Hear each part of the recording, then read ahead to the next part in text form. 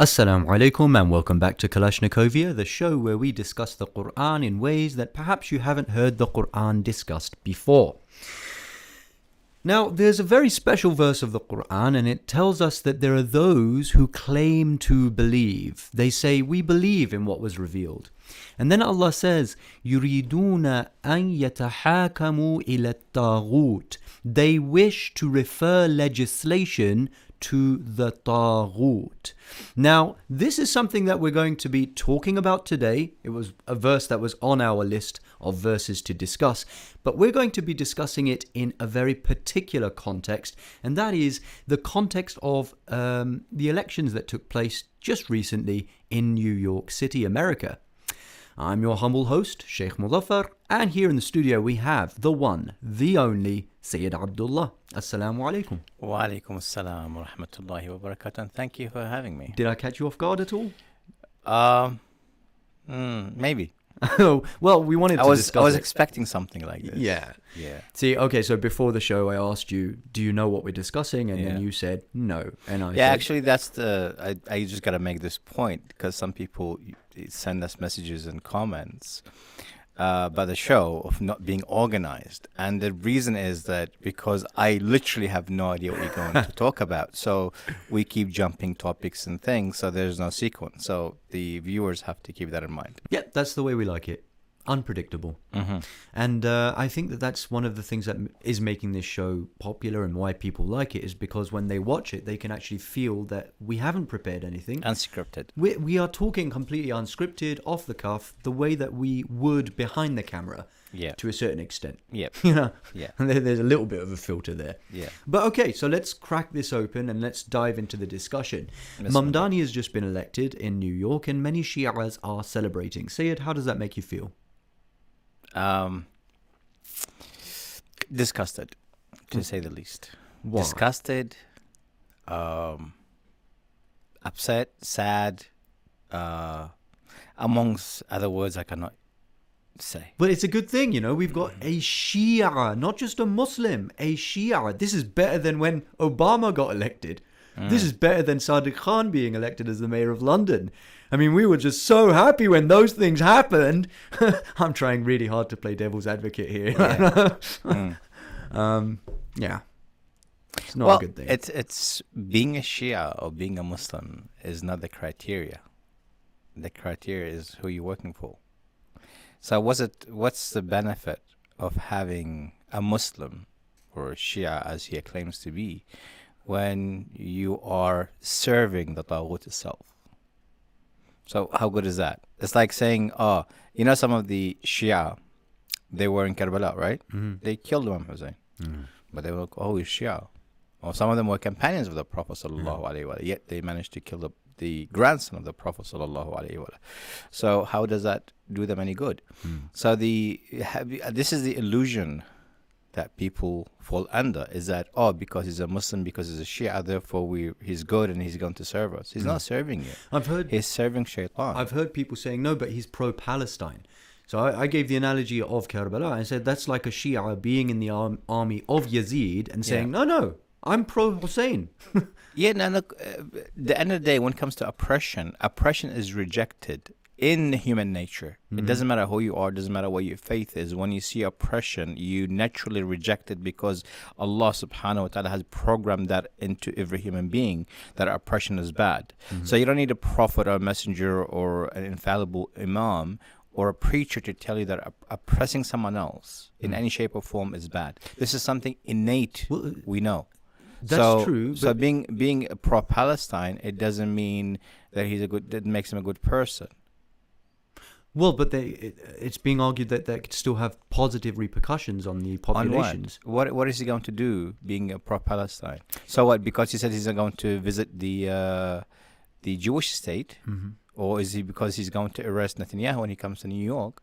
As if, give me a break. That's how they manipulate the minds of people.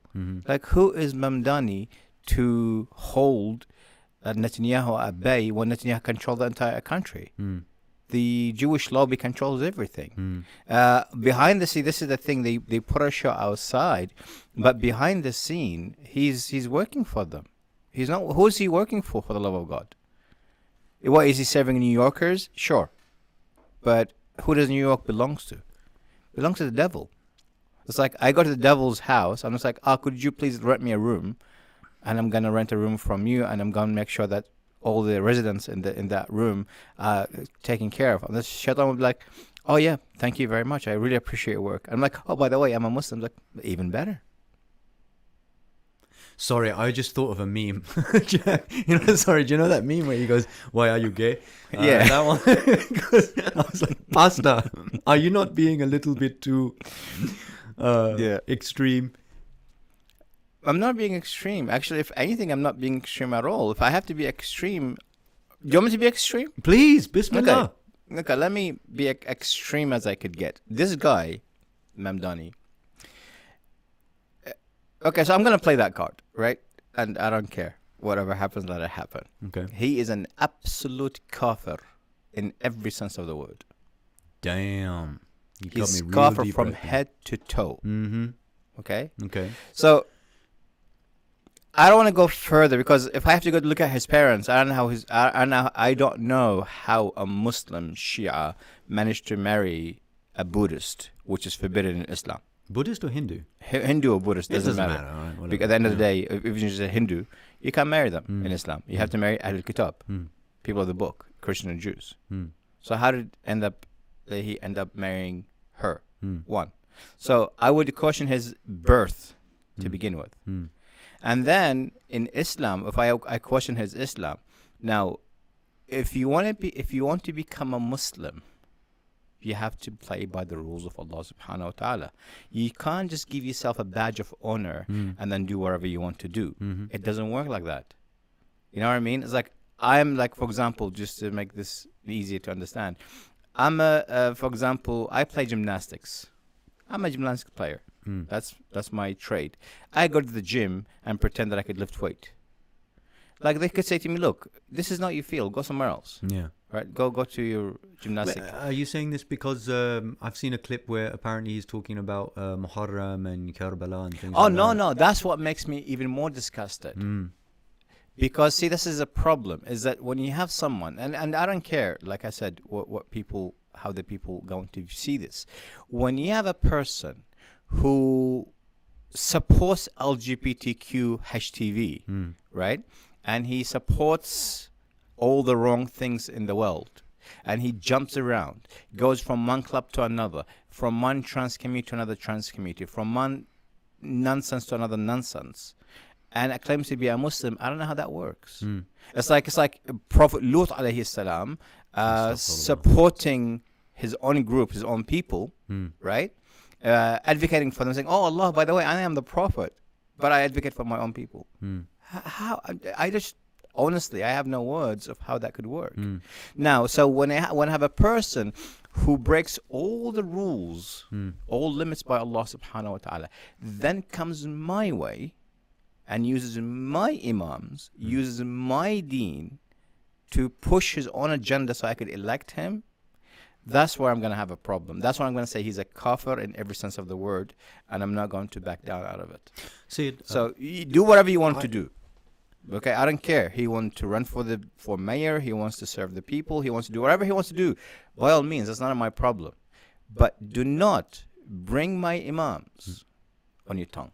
There's two things I want to say. One of them is really extreme as well, because you've had your turn, Sayyid. I want to say something extreme too. Finally, at last. No, but the extreme thing that you said, I agree with. But the extreme thing that I want to say, I would like you to refute me, if possible, or if you disagree. I would. All right. I appreciate that. So the first thing is not extreme. It's the statement of Imam Khomeini, which if people had stuck to that statement, they would not have gone astray. And that statement is very simple. He said, even if America were to say La ilaha illallah, we will still not accept them.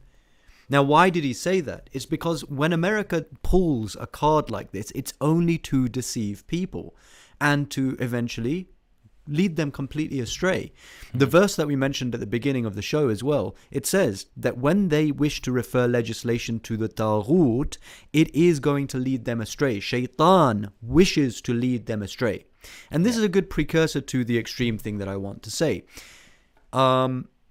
I feel like the entire Shia community, especially in the West, but this is going to have repercussions even in the East. Even here in Iran, people are going to say, MashaAllah, look at America. They can have a Shia mayor. Yeah. I feel like a huge majority of the Shia community is now going to go astray, or they have already gone astray. Yeah. And when I say astray, I mean that they are slipping down into the hellfire. They don't realize how far we've gone, how extreme we have become, how far from the right path the entire community has been led because of their unwillingness to accept the political direction of Islam. That's the extreme thing I wanted to say. I don't see the extremity of it. You gotta go harder than this.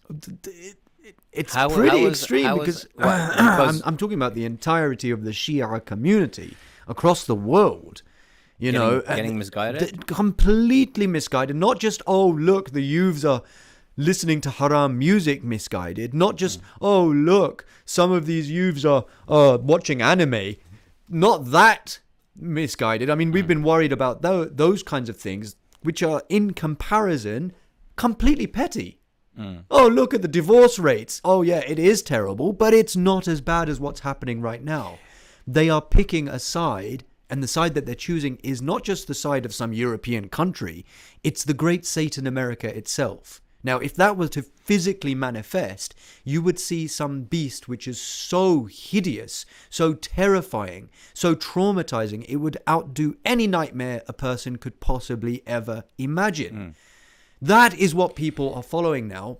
And Mamdani is actually just a sign of that disease, the underlying disease in the Ummah. See, the issue is when their aqa'id, their fundamentals, their beliefs are attacked and they don't know it's being attacked. That's where the danger comes in. See, Shaitan, and I think we made this very clear in a number of episodes, and the Taghut, they do not attack you in terms of rituals. They support you in terms of rituals. Ahsant. Stay ritualistic. That serves a purpose. But do not think outside the box. Do not let your aqa'id come out. If your aqidah, if your creed, if your beliefs come out, that's when they are in danger. Yeah, they have been in danger. And Sayyid, we've been warning them. You've seen the movie Don't Look Up. Yeah. It's like that movie. I really like that movie. Sayyid, I know you like it too. Yeah. But the idea that you're telling people just look up, the signs are right there. And the entire society, from the political to the media to the economic, every facet of society is just like, don't look up. They don't want to see it. Yeah. You show them verses of the Quran, you show them ahadith, you show them logical, statistical facts on the ground, and they still didn't accept it, And you can take this back to the days where we were exposing British Shiaism, and when we were just step by step saying that this is a fitna, avoid it. How many of the Shia community actually listened to it? Not that many. No. Well, again, that's a problem that we are facing, that the people, in terms of the beliefs, they weakened. They don't know right from wrong anymore. So when you have this guy running the show and people say, oh, he's a Muslim, he's a Shia. But you guys, Allah subhanahu wa ta'ala says in the Quran, وَلَا تَرْكُنُوا لِلَّذِينَ ظَلَمُوا فَتَمَسَّكُمُ النَّارِ. Do not lean towards those who have committed kufr, that fire might touch you. Okay, so let's define this kufr. Why are we saying that this is not just an evil thing? This is kufr. Kufr that many Shias are celebrating now. Sunnis as well, mind you. The Muslims collectively, they're like, wow, a Shia, a Muslim has become the mayor. Why is this kufr? Well, because that's the thing, because they are being diverted from what the truth lies. So now what they did, like you said, what they did is they created a different version of Shiaism. A Shiaism that can coexist with the Western mentality. A Shiaism that can coexist with Shaitan and Taghut. Now, that kind of form of Shiaism, who are they going to attack? They're not going to attack Western powers of the Taghut itself. They're going to fight their own brothers in faith. Yeah. They're going to point fingers at me and you and saying, okay, look at these guys. These guys are being extremists. These guys are the deviant form of Shiaism. So they're creating an in-house battlefield. So now you have the West Shia against the East Shia. And that's a problem that we're going to face sooner or later. Now, what happens when some of the people in the East themselves, they start to support the Shia in the West, which they're starting. And that's going to be a huge problem on the aqad of people, is that you following someone who's going to hell, taking you with him in the same train, but you think that you're doing the right thing. Yeah. And that's where it becomes dangerous. So unless people wake up and understand, look, our battle is a fundamental creed belief battle. If they don't see it that way, then we're going to have a problem. So I said Khomeini when he said America is the greatest Satan, because that's the only name that's befitting the system. Yeah. There's no other way. Shaitan, he himself, mind you, we know what Shaitan, where he was and how he came to be. But even though on Day of Judgment, he says, well, I invited you and you followed me. You were obedient to me. Yeah. And then he says, Inni khafullah, Rabbul Alameen. I fear Allah. I fear Allah. You know, so Shaitan fears Allah, and you guys are just following him blindly. Why? Because someone claims to be a Muslim on the outside, and he, brings the name of the Ahlul Bayt, and that's supposed to soften my heart. The Ahlul Bayt, they've cursed anyone who uses their name for their political gain or to attract masses to them. Mm-hmm. Imam Sadiq, he cursed them. He calls them the traders by the name of the Ahlul Bayt. They trade with the name of the Ahlul Bayt. So you have khutaba, you have preachers on the minbar. They go on the minbar. Maybe they do love the Ahlul Bayt to a certain extent, but it's a business for them on the minbar. Who pays the most? Right? Who pays me, I go. And so they use the Ahlul Bayt Salamullah alayhim to make money. They use the Ahlul Bayt to get status. They use the Ahlul Bayt Salamullah alayhim to become famous. And that's how they're using it. These people are cursed by the Ahlul Bayt alayhim as-salam. Not to mention that they are in the wrong field to begin with. And this is something that we've been hammering for since this program started, is that you're in the wrong field. You're not supposed to be a player in the field and say, I'm a Muslim. How does that work? You go with the enemy, you play in their field, you play in their own backyard, you join their team, and then you still want to hold your badge of being a Shia. How does that work? If we want to be more technical, what is he going to serve? He's going to serve the Jewish community. Is he going to serve the homosexual community? He's going to serve the transgender community. He's going to make sure that riba is in place. He's going to make sure that all the haram is done perfectly and smoothly. He's going to put police forces to maintain order so that haram could keep maintaining itself. Then what are you doing? What, you're going to reduce the rent of people? You're going to give them free buses? So you're going to give them services on the expense of your own faith? So the whole the thing that we keep saying is that they shouldn't be there to begin with, yet alone trying to be mayors and I don't know what have you. That's a danger in this. You shouldn't be there to begin with. You're not doing Islam a favor or the Muslims a favor by becoming a mayor or becoming even a president of the country for that sake.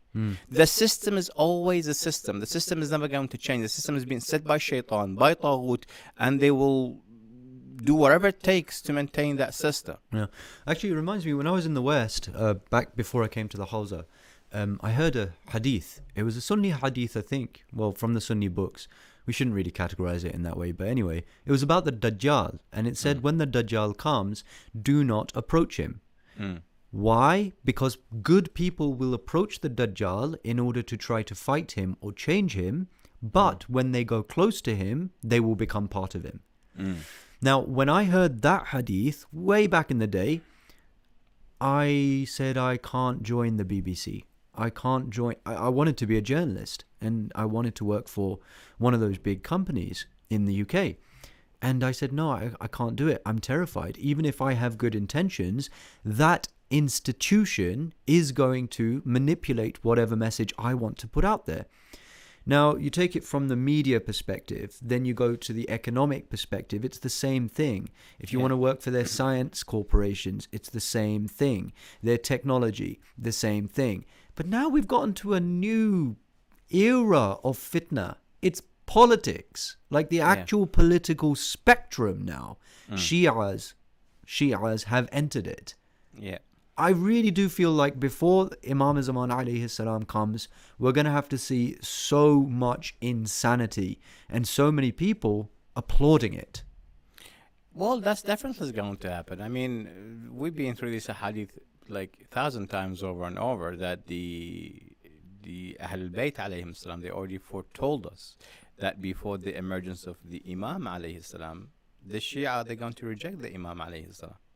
They're going to reject him. Now, rejection sometimes it comes in a form of like verbal, saying, look, I don't believe in the Mahdi concept anymore. And sometimes you reject him with your actions. The Imam, he's fighting his battle against the Taghut. Who is he fighting today, the Imam alayhi salam? Well, that's what people need to Who's he fighting? understand. See, Let me just cut you here. If any human being, of any Shia, anyone out there who thinks Imam al-Mahdi alayhi salam is sitting somewhere in a cave or in a tent worshipping Allah subhanahu wa ta'ala and not in the field fighting, then he's a donkey. Well, yeah, I mean, that's what I wanted to kind of trigger you to say, but you've already said it now. Yeah. But so, okay, look, this kind of thing is easy for us to understand. Many people out there, they don't know the enemy. They don't know what the system of America is. Fine, you don't want to know the enemy, that's fine. I don't give a 2 cents about the enemy, but know your Imam.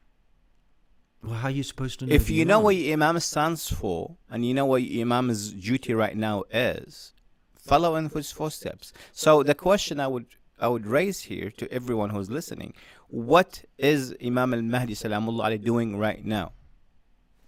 That's the question, Sayyid. Like, how are you supposed to answer that unless you recognize the Imam of the time? Well, look, I'm screaming out the top of my lungs, follow Imam Khamenei. Sayyid Hassan Nasrallah, he's shouting at the top of his lungs, follow Imam Khamenei. And people just, they just don't get it. They just don't get it. Now, so the Ahlul Bayt, you know, what you're saying is difficult for people to digest. No, it's really easy. Look, the Ahlul Bayt salamullah alayhim, after the Prophet martyrdom, the Ummah salamullah from Amir al-Mu'mineen all the way to Imam Hassan al-Askari, they took one stand, and that's opposition. They were always opposition. And every king and ruler that came since Amir al-Mu'mineen until Imam Hassan al-Askari, they saw the Ahlul Bayt as rebel, as opposition, and the only way to silence them is to kill them. And that's what they did. So what makes Imam Mahdi salamullah any different? So Imam Mahdi salamullah, he's doing his duty, his job, to establish God's justice on earth. But, right? So how is he going to do it if he's not going to fight behind the scenes? Hang on a second. But see, when you're thinking about the Ahlul Bayt alayhim wassalam, when you're thinking about the 11 Imams, they're always in a Muslim country, first and foremostly, and their opposition is also Muslim. Yeah. I think what makes it so much different now and difficult for people to understand is America is not a Muslim country. It's an alien force. It's outside. And we don't really have that many opinions shared, or, you know, we don't hear about the Ahlul Bayt fighting an outside force so much. Why? They did. They fought the Romans, they fought the Persians. Yeah, but it was never Imam Ali salamullah, he sent Hassan Hussein to fight against the Persians. It was never the focus. No. See, the idea is when you have an enemy from the outside trying to attack you, then it becomes your sole duty to protect your Islamic lands. So when the Romans tried to come, even Amir al-Mu'mineen salamullah alayhi, at some point, he had to make peace with Muawiyah in order to fight the Romans. Yeah. When Umar ibn Khattab wanted to take his army and he himself go towards Persia, Amir al-Mu'mineen, you know what he advised him? He said to him, you shouldn't go. Just in case you're killed, the Muslims will be in disarray. Yeah. Stay. And he sent Hassan Hussein instead. Because when Islam is the threat from outside, it becomes a duty of every Muslim, whether it's Shia or Sunni, doesn't matter. You have to protect the Islamic land, the Muslim land. But when, so right now, we can say, well, okay, now are they attacking us? Now the problem is right now, the enemy, America itself, they have their boots on our grounds. In every Arabic country, they have their boots, they have their grounds, they have their bases. Qatar, Bahrain, Emirates, Oman, Turkey, Afghanistan, Tajikistan, I don't know what time there is. They're surrounding us. And even in Iraq, in Syria, they have their bases. So the enemy is in our land. First and foremost, our duty is to get them out of our land at all costs. And Imam Mahdi Salamullah, when he comes, his first enemy is those who are their boots on our grounds. He has to get them out first. And whoever supports them is one of them. So any Arabic country, any Muslim country who have given the enemy land for them to land their vehicles and their ships and what have you, they are as guilty as the enemy itself. They will be first targeted by the Imam alayhi salam. So first we need to begin our war from within our lands before we go anywhere else. But now what happened is that because Muslims went to the West, and now the West, they're using Muslims people as puppets so we can be happy, so we can forget what's happening in our lands. Who is causing the misery that we're going through? Who's taking our oil? Who's taking our gold? Who's taking our gas? Who's taking our natural resources that Allah has given us, that if we use them for our own, we will be the best in the world in every field? We'll be a superpower. The superpower. The Taghut. Yeah. But how does the Taghut keep the Muslim asleep? Is that tell them, oh, we're going to give you a Muslim mayor. Like, hey, hooray. The carrot and the stick. You know? Yeah. And people go, oh, hooray. They don't know what's going on behind the scenes. So our enemy is within us. So Imam Mahdi Salamullah alayhi, right now, if I have to imagine him, what is he doing? I can't imagine him. I swear to God, I cannot imagine my Imam praying in a desert just waiting for Allah to give him an order. Like, oh, I'm going to stay here until Allah decides to send me. Or until people decide to get their act together. That's not going to happen. لَن يُغَيِّرَ اللَّهُ مَا بِقَوْمٍ حَتَّى يُغَيِّرُ مَا بِأَنفُسِهِمْ. The Imam, he himself plays his role, is trying to defeat the army, and he's playing behind the scenes, and we have plenty of riwayat in this regard. Sayyid, we're out of time. Allah does not change the condition of a people until they change what is within themselves. That is the translation of the verse that Sayyid just recited eloquently. We're going to have to continue this discussion, of course, because it is a deep conversation that needs to be had. Many people out there might find this conversation more difficult than it really is. It actually is very simple. If you want to see how simple it really is, inshallah, do tune in next time. From myself and from Sayyid, we bid you Assalamu alaikum wa rahmatullahi wa barakatuh.